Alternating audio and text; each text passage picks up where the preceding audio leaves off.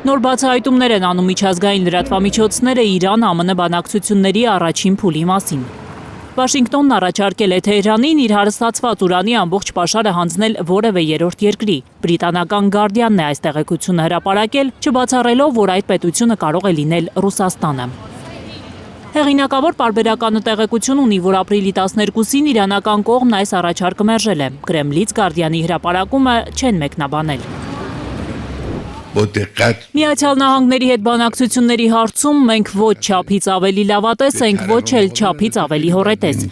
ասել է Իրանի հոգևոր առաջնորդ Ալի Խամենեին։ Միացյալ Նահանգների դիրքորոշման առումով խիստ հոռետես է Խամենեին, սակայն վստահ է իրանցի բանակցողների հարցում։ Եկեք չափազանց լավատես կամ շատ հոռետես չլինենք այս բանակցությունների հարցում։ Ի վերջո սա խնդիր է, եւ մենք քայլ ենք անում։ Առաջին քայլերը վատ չեն եղել։ Պետք է շատ ուշադիր հետևել գործընթացին։ Երկուսիս կարմիր գծերը պարզ են։ Բանակցությունները պետք է լավ ընթանան, չնայած մեր դիրքորոշումը չի կարող նույնը լինել։ Բայց մենք լավատես ենք։ Խնդիրն այն է, որ մենք չենք վստահում մյուս կողմին, չենք ճանաչում նրանց, բայց լավատեսորեն ենք տրամադրված։ Մենք հավատում ենք մեր սեփական հնարավորություններին եւ գիտենք, որ շատ բան կարող ենք անել։ Մենք լավ հնարներ գիտենք։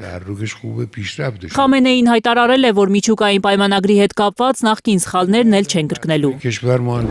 Բանակցությունների առաջին փուլում դա հաջողվել է մեր հարավային հարևանին, նկատում են հայ փորձագետները։ Իրանը նախորդ շաբաթ Օմանում հասկացրել է ամերիկացիներին, որ միջուկային զենք ստեղծելը իրենց համար ոչ թե տեխնոլոգիական, այլ քաղաքական որոշման հարց է։ Պայման են դրել Վաշինգտոնի առաջ։ Իրենք չեն ստեղծի այդ զենքը, եթե Իսրայելը ևս հրաժարվի իր միջուկային զինանոցից։ Ըստ իրանագետների, Թեհրանը բանակցությունների ժամանակ նաև այլ պայմաններ է դրել։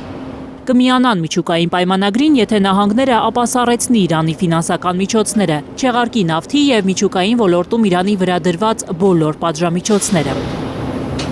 Մենք չպետք է նույն սխալը նորից անենք։ Մեր պետության զարգացումը չպետք է կապենք այդ բանակցությունների հետ, ինչպես նախորդ անգամ արեցինք։ Մենք ամեն ինչ բանակցությունների ընթացքի հետ էինք կապել, երկիրը կախման մեջ էինք դրել։ Երբ ներդրողը տեսնում է, որ պետության գործերը կախված են բանակցություններից, ներդրումներ չի անում։ Սա ակնհայտ է։ Նրանք մտածում են, սպասենք, տեսնենք ինչպես կավարտվեն բանակցությունները։ Իրանը չի կարող միջուկային զենք ստեղծել, իր խոսքերը վերահաստատել է ԱՄՆ նախագահը։